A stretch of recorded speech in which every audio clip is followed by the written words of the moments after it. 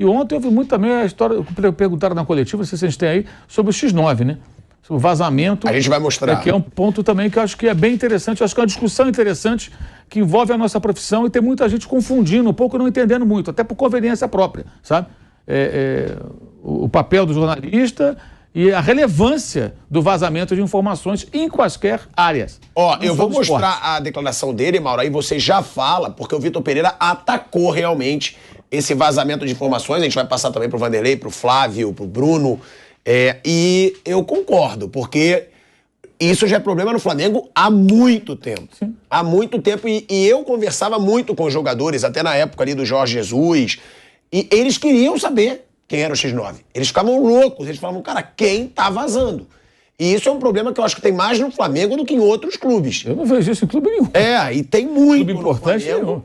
E realmente está incomodando o Vitor Pereira. O Vitor Pereira chutou o balde agora sobre o X9, né? Como que vazam as escalações do Vitor Pereira. Um problema que já acontece há um bom tempo no Flamengo. Solta aí, por favor, produção. Vamos ter que solucionar de alguma forma. Porque de facto esta escalação que sai é uma escalação que beneficia sempre o adversário, não é? Beneficia sempre o adversário. Não sei como é que a informação é obtida, mas vamos ter que investigar, vamos ter que perceber como é que esta informação é obtida. Eu tenho que trabalhar. Tenho que trabalhar taticamente, estrategicamente, preparar o jogo, independentemente se a escalação sai ou se não sai.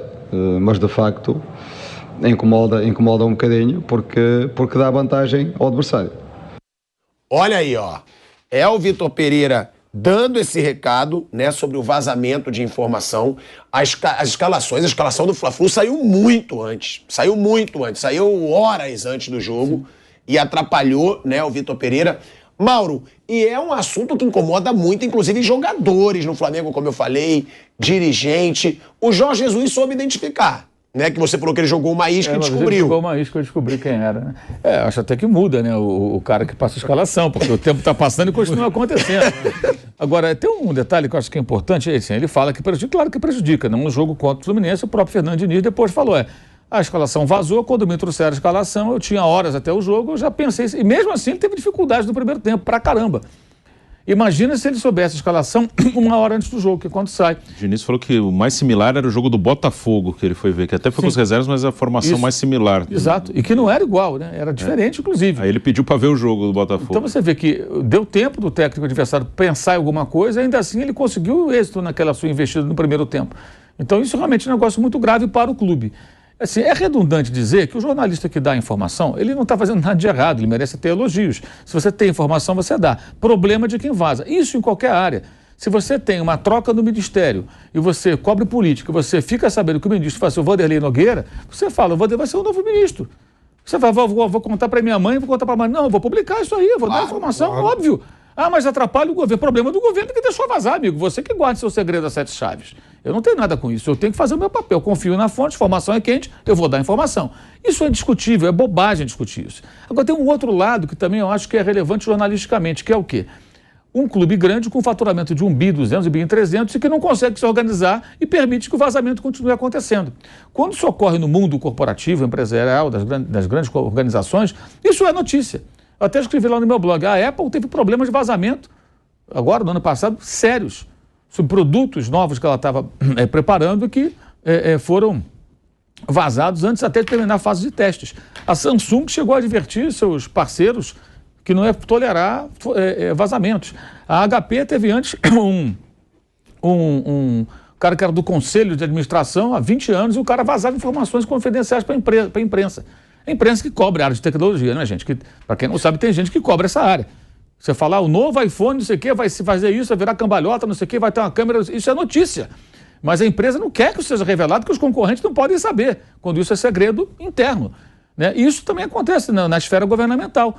De repente, o ministro, o secretário de Estado, alguém tem um plano, uma obra, uma mudança na política econômica e tudo. Quando isso vaza antes de ser colocado em prática ou apresentado para uma aprovação, Isso evidentemente atrapalha. A oposição se arma quando ela não quer... Mexe né? com a bolsa. Mexe com os assuntos. Isso tem efeitos colaterais. Então, isso também é notícia. Não se trata de ir contra o jornalista que publica informação vazada. Não, em qualquer área. Mas também é notícia. Pô, como é que a Apple permite isso? O que está acontecendo com a Samsung? Por que a HP tem um cara lá dentro que há 20 anos e o cara vazava informação? É óbvio, também no futebol. Pô, o Flamengo, com todo o seu tamanho, faturamento, não consegue brecar um vazamento de escalação, porque isso dentro do seu universo, claro que é uma coisa muito menor do que questões como essas que eu citei, que tem impacto muito maior, muito mais gente, inclusive, como o Flávio lembrou, até em questão de bolsa de valores, que envolve os investimentos das pessoas, das empresas. Mas dentro desse micro-universo do futebol aqui, digamos assim, isso também é relevante, porque isso evidencia o quê? Que é uma bagunça. No caso do Flamengo, eu não vejo outra palavra. Pô. Como é que você tem um cara que vaza, aí troca gente, sai profissional, sai jogador, sai, entra até, sai até, está sempre vazando. Você falou do Jesus, foi em 2019, estamos em 23. O Jesus estava procurando quem entregava a escalação em 19. Passando pista para descobrir quem era o malandro lá para acabar com o vazamento.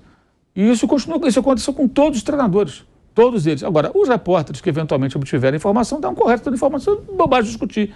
Mas isso também é notícia, isso também é relevante. Porque você não vê o Corinthians vazando, o Palmeiras vazando. Pode acontecer circunstancialmente, mas não é isso de toda hora vazando. E é, sim, importante, especialmente hoje, que o Flamengo tem, com o Dorival, menos. O Dorival, ele repetia a escalação, basicamente era o mesmo time, né? Mesmo quando tinha o time do Brasileiro, o time das Copas, no ano passado, você já sabia mais ou menos qual era o time, não tinha muita mudança. Mas esse cara não, o Vitor Pereira, ele muda sistema de jogo, ele muda não só a escalação, ele muda o sistema de jogo, ele muda de 3 zagueiros, ele pode jogar com linha de 4, ele joga com 3 atacantes, com 2 homens de frente. E pela escalação que vaza antes, você já esboça o comportamento do time, você já consegue imaginar, pelo menos.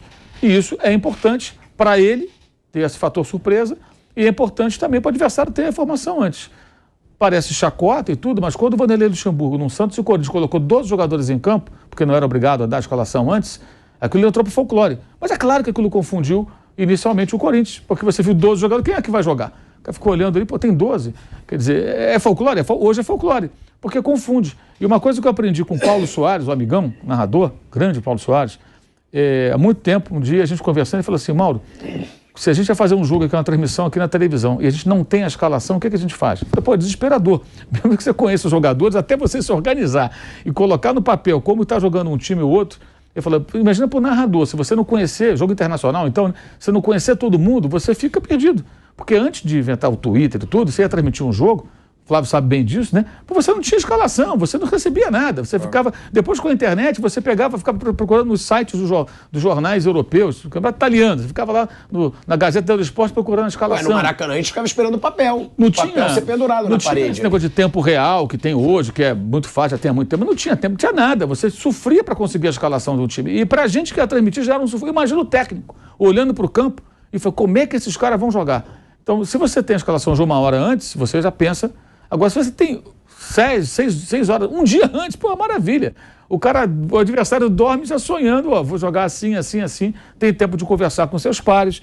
Então, esses vazamentos que eu falei no mundo aí das grandes organizações, eles causam prejuízos e o vazamento de escalação também causa prejuízo dentro do seu universo. Pegou o X9? Na época não se falou quem é, mas a história que rolou foi que ele lançou uma pista de uma informação falsa e que teria descoberto quem é que vazava informação. E aí deve ter tomado alguma medida interna, né? E aí trocaram o X9. Mas aí aparecem outros, pelo jeito. E mesmo que amanhã o clube saiba quem é, dificilmente vai revelar. Ele vai resolver isso. Tem que resolver o problema. A não ser que vaze isso também. Ó, a gente pede um break na Rádio Jovem Pan. Seguimos no YouTube. Vanderlei Nogueira, Flávio Prado. É uma situação que realmente é bem específica do Flamengo, né? A gente não vê muito aqui também nos clubes de São Paulo.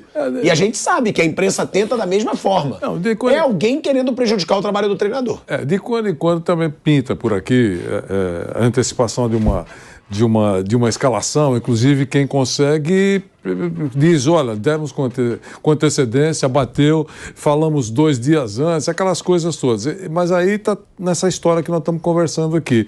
O repórter mostra que é bem informado, que tem fonte e que tem prazer em dar a informação em primeira mão. Nada contra. Agora, é o clube que tem que se preservar, tem que tentar evitar, deixar muito claro que isso é prejudicial. Agora, normalmente quem vaza é porque está descontente.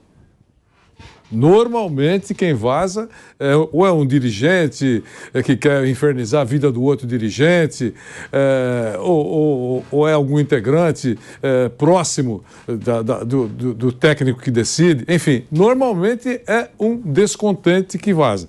E aí cabe à comissão técnica identificar. Imagino que isso vai acontecer, o Flamengo tem instrumentos para isso. De qualquer maneira, favorecer, sempre que isso acontece com boa antecedência, favorece o adversário, ele se prepara, é claro, sabendo exatamente o time que ele terá pela frente. É isso, eu acho que, e parabéns ao repórter, eu sempre cumprimento, eu acho que é muito importante ter fonte e dar a notícia, cobertura que não é chapa branca, a gente tem que aplaudir, é muito importante. Seria muito triste saber, por exemplo, o técnico deu escalação para o repórter, mas pediu para ele não divulgar, e o cara não divulga. Eu acho que isso é muito triste, mas eu concordo com o profissional que leva a sério o seu trabalho, dá a informação e se incomodou, paciência. Fala, Flávio. Não, é isso. Além dessa... A gente, né, já trabalhou muito com isso, com fontes e tal. Tem o descontente, tem aquele que gosta de ser elogiado porque ele sabia. Né? Tem o cara também que tem o ego do cara. O cara, pô, sou poderoso, vou mostrar pra você como é que é e tal. Então ele te passa a informação. De uma forma ou de outra, o repórter ele faz o trabalho dele, ele consegue essa informação e cabe ao clube que está se sentindo prejudicado resolver esse problema, mas acho que esse é o menor dos problemas do Flamengo.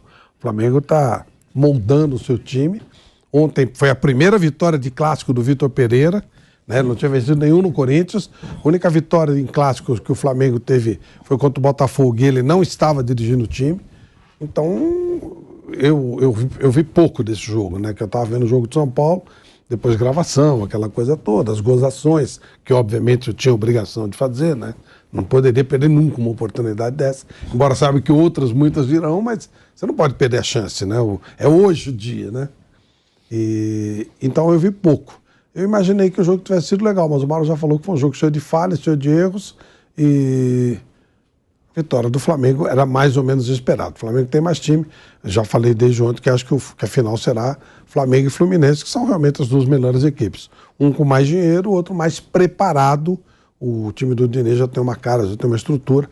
Eu vi uma parte do Fluminense e Volta Redonda, e o Volta Redonda teve alguns momentos melhores, mas no segundo tempo, principalmente, o Fluminense mereceu pelo menos um empate, mas acho que ele reverte. E que é o sonho dourado de quem organiza, né? Fla-Flu, né? Você está fazendo o campeonato do Rio de Janeiro e você tem a final Fla-Flu, é uma boa possibilidade. É uma boa possibilidade e é um sonho de todo cara que organiza.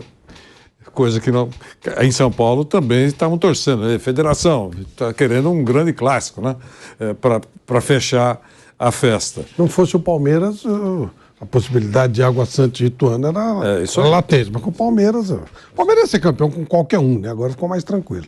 Não, e é muito claro, né, nessa situação, que é alguém que quer prejudicar o treinador. Isso aí não tem. Ou que está descontente, né? Às vezes o cara... Tá? É bom te deixar claro. Passado, eu não sei, mas a pergunta, ano passado vazava assim, da escalação, como vaza? Já vaza há um bom tempo. Já vaza há um bom tempo. Isso aí é que também pode ser cara que quer agora buscar poder.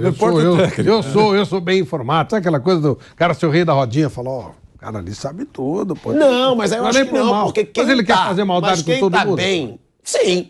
Tá puto, pode ser um jogador que tá puto, pode ser um dirigente que tá puto, pode ser um funcionário que tá puto com a situação que acontece ali dentro. Descontente. E aí ele fala, vou ferrar isso aqui. Porque não estou satisfeito. É bem claro. Não estou satisfeito com o Vitor Pereira. Não, mas não vazava com o Jorge Jesus, vazava com o Dorival. Então, mas geralmente quando vaza é alguém que quer ferrar, principalmente o treinador. é um jogador que não está sendo escalado, Mas me parece é um dirigente que está sendo esvaziado porque esse treinador está lá. Parece um vazador oficial, já que vazava desde o Jorge Jesus. Não é possível que esse cara, ou esses caras, sei lá, eles estejam sempre... Não, às vezes é da mesma patota, mas um saiu, o outro ficou. Ah, pode ser. Pode ser. Não acho que tenha ficado, até porque o Mauro deixa claro que o Jorge Jesus descobriu. O Mauro deixa claro que ele jogou a isca e descobriu quem era. Deve ter afastado o cara. Quem foi já vazou. Isso. Quem foi já vazou. Até porque a diretoria, né, principalmente ali o Marcos Braz, o Landim, também não deve gostar nada de ter uma escalação vazada assim. Óbvio que eles não gostam. Sim, e a declaração do Fernando Diniz foi muito, assim, ele falou, eu recebi a escalação, eu vi à tarde, me passaram que seria essa escalação. Saiu no Twitter. E ele foi assistir, foi procurar jogos do Flamengo com uma formação assim, ele falou, ele falou do jogo do Botafogo, ele falou que nem era um jogo que eles tinham observado, que eles não imaginavam essa escalação. Aí ele foi, se preparou, claro que não foi por isso que ele ganhou o jogo, até o primeiro tempo o Flamengo jogou melhor. Mas deu ao técnico adversário, né, um tempo de pelo menos pensar numa alternativa. Ah, não, eles vão vir. Eu esperava que o outro não teve, né? Não, ele foi sincero e também jogou uma fumaça para cima dos adversários, porque, quer dizer que então alguém passou e tal. Quer dizer, se ele não falar nada, mas ele ainda arranjou uma confusão interna. Deixou claro que aquilo ajudou ele a se preparar para o jogo. Ele esperava uma outra formação.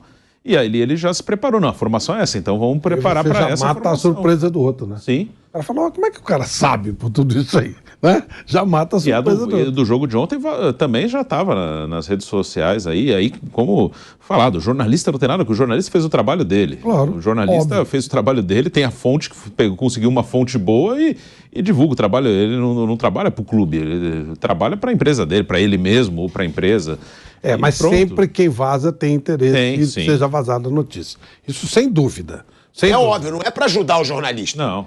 Não é. Ao contrário, ele está sendo ajudado também. Para ajudar o jornalista, ele vai... Ele usa o jornalista malandramente também, o jornalista está se dando bem porque está conseguindo uma informação exclusiva e ele vaza. Nossa, o que eu tinha disso aí? Eu tinha um em cada time. Verdade. Viu? E geralmente era quem tava puto com o treinador, certo? Às vezes não, mas eu tinha um em cada time. Eu era muito amigo de jogador, né? Teve uma vez que a informação era tão absurda que eu não dei a informação e aí eu me ferrei. Mas era eu era super amigo com o Vanderlei também, do Ataliba. Aí eu era da Penha, o Ataliba também. O Ataliba chega pra mim e fala assim, caiu o Mário Travalini, o Zé Maria... pai do Fernando Diniz assumiu e acabou a democracia corintiana. Aquilo era tão absurdo, tão fora de padrão, o Corinthians ganhando, tudo que eu falei, vai te catar. E a gente brincava muito, né, Vanderlei? Você passou muitos perrengues por causa de brincar muito. E aí, eu não dei a informação. E 3 dias depois, o Faustão, que trabalhava no Estadão, deu a notícia. Aí eu falei, Tatá, a notícia era verdadeira? Ele falou, claro que era verdadeira, eu te falei, 3 dias depois, eu tinha 3 dias antes. Mas por isso que não pode segurar mesmo. Achei que era brincadeira. Ele não pode, e se a fonte for quente, não pode, eu lembro bem, histórias de redação são fantásticas. Tinha um jornalista, eu era garoto ainda na redação, mas tinha um grande ídolo lá, né, que era o Flávio também, Solange Bibas. Foi o Bibas que criou algumas definições aí sobre jogo de A contra B e tal, né, também. E ele sabia muito de seleção brasileira, Asmar, e sabia quem seria convocado. Então, por exemplo, daqui 2 meses vai sair a convocação da seleção brasileira e o Bruno Prado será chamado. E ele falava isso na redação, mas eu não posso dar notícia agora, vou dar só 10 dias antes da convocação, mas o Bruno Prado será chamado. E quando chegava no 12º dia antes, não dava para segurar segredo há tanto tempo, alguém descobria isso. Então o Flávio Prado dava antes a notícia, Bruno Prado será chamado. Ele ficava pé da vida. Mas eu falei para vocês 2 meses antes.